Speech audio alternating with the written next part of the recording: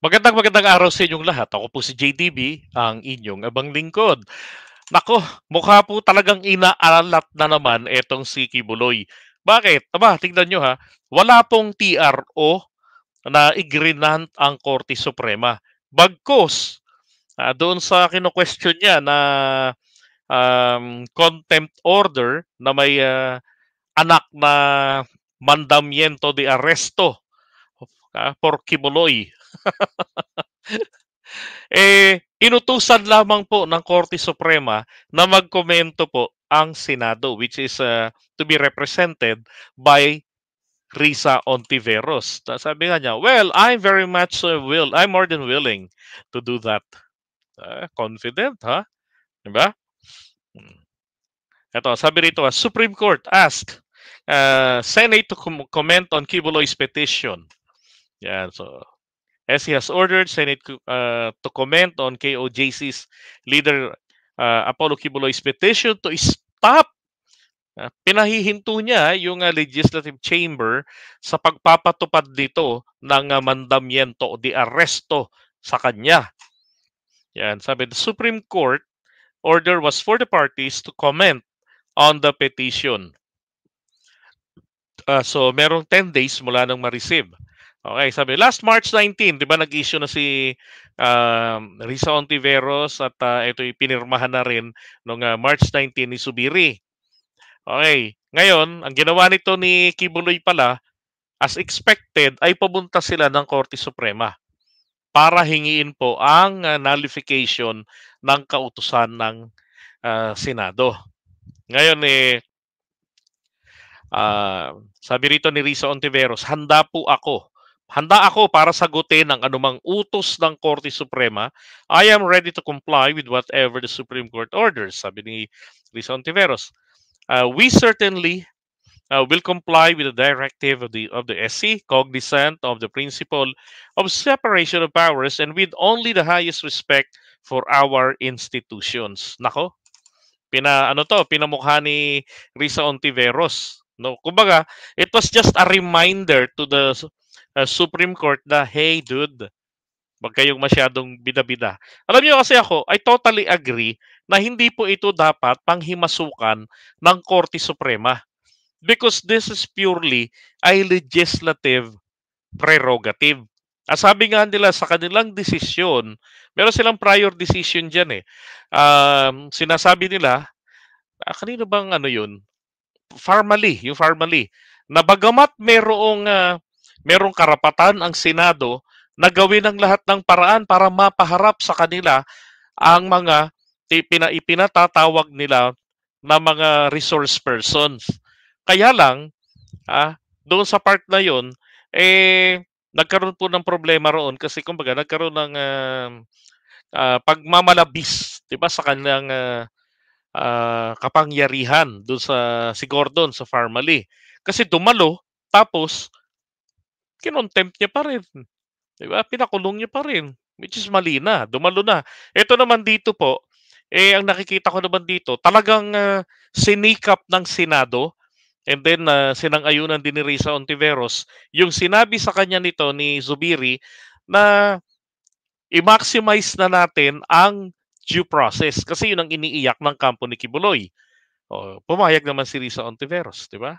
Kaya lang talagang yung matigas ang ulo, 'di ba, ni mismong mga alagad niya na ni Kibuloy ang nakiusap sa Senado maging sa Kongreso na baka magawa nila ng paraan na mapahinuhod nila na humarap kasi ayun, wala naman talagang banta sa kanyang buhay.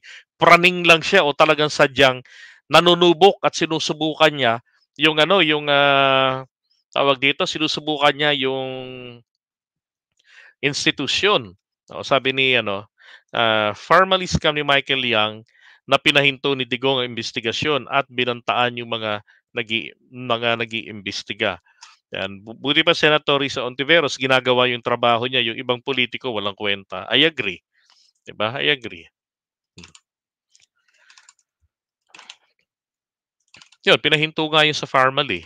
Pero, going back dito kay Kibuloy, nako, alam niyo yung ganyang klaseng inutos lang na mag-comment, tingin ko rito wala ho talaga. Ang sasabihin lang ng Korte Suprema rito, um, ito ay prerogative at wala kaming nakikita. Kasi ang sinampa nila rito kung di ako nagkakamali ay ano um, sana ay certiorari para i-review yung prior yung desisyon, okay, ng ah, komite ni Risa Ontiveros at nitong buong Senado rin na siya po'y kinontempt at pinadadampot. So, pagka gano'n, titignan lang po diyan kung merong pang-aabuso sa kapangyarihan, then iko-correct lang ng Supreme Court. But take note, wala po itong bearing. Hindi po ito kailangang sundin ng Senado. Basta't i-cite nila, this is under the principle of separation of powers. Yun lang.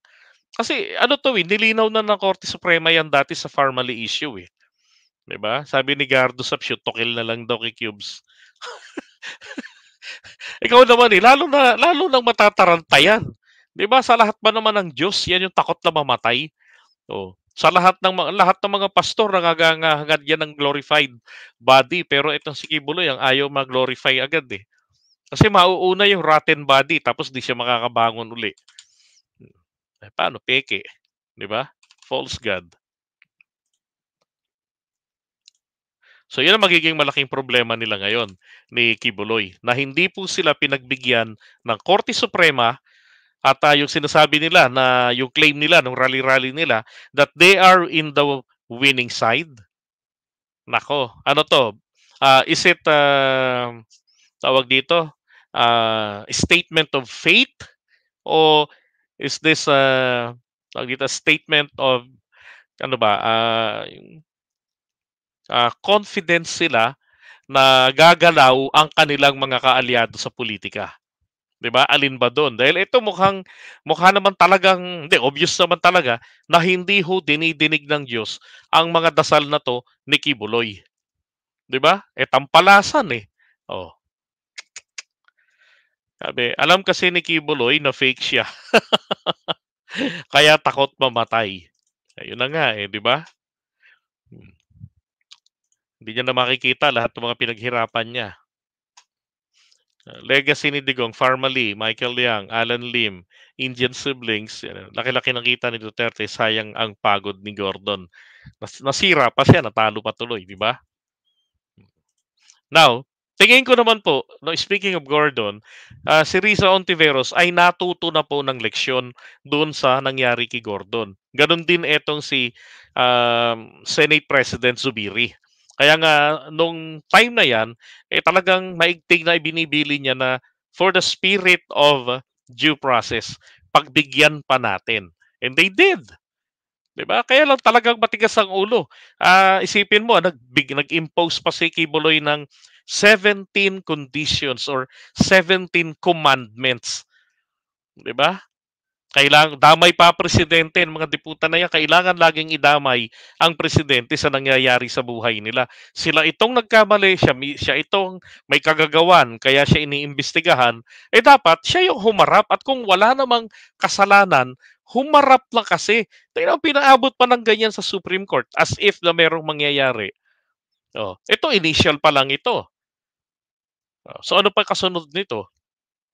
Gaya nga ng sinabi ko sa inyo, kahit nasabihin ng Korte Suprema na meron kayong pang-aabuso sa kapangyarihan diyan, what's next? 'Di ba may magagawa ang Korte Suprema sa Senado? Wala.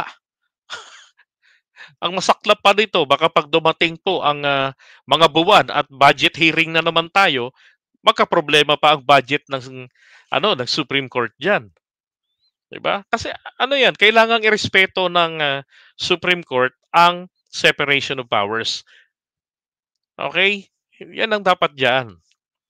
Okay, so abangan natin yung mga susunod na kabanata. Ako'y naniniwala naman na si Kibuloy ay madadampot at madadampot din 'yan. Ika nga sa tagal-tagal, 'di ba? Kung ang prosesyon ay sa simbahan din naman ang tuloy, sa pagkahaba-haba ng prosesyon, eto naman sa pagkatagal-tagal, papasok at papasok dito sa kulungan. Mag-uunahan lang po ang mga warrant of arrest na unang na maise-serve sa kanya, 'di ba? Lalo na kailangan niya ring humarap sa, November 2024 sa Amerika do sa mga kaso niya. Hmm, Kaya takot 'yun, takot 'yun na humarap kasi baka hindi na siya pakawalan, matuluyan na siya. Parang gano'n 'yung nangyari rin kay Senyor Aguila, 'di ba? After the investigation, naku doon inaresto ng NBI. Okay, so iwan muna natin 'to.